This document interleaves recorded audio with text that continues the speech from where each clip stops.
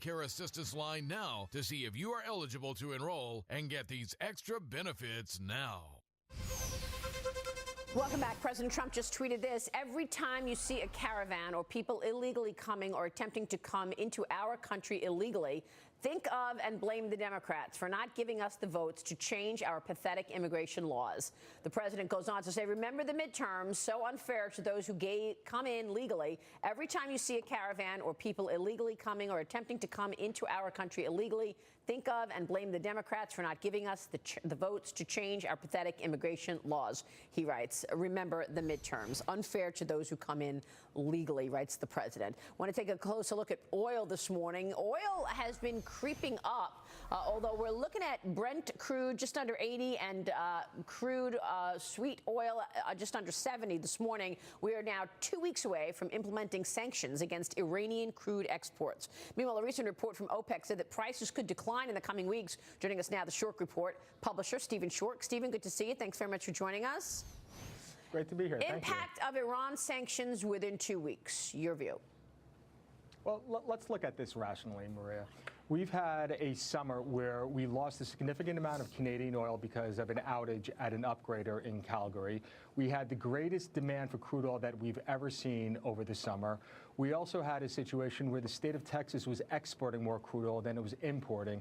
And during this summer, again, I'll remind you of peak demand for oil, record demand for oil.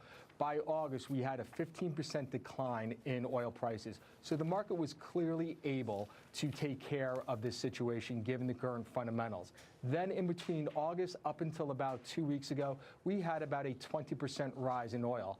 Now, this is the idiocy, Maria, of speculators. They were buying front-month oil that was delivered in the months of September, October, or November. That is to say, oil where the contracts expire even before the Iranian sanctions go into effect. The November contract today in WTI expires today. The Brent contract, spot contract, expires at the end of the month, again, before the Iranian sanctions go in. Wow. We've had 5 months to digest this Iranian news. This Iranian news is already priced into the market, and hence we had a speculative bubble run up to WTI in the high 70s. We're now correcting that bubble, and now we're in the high 60s.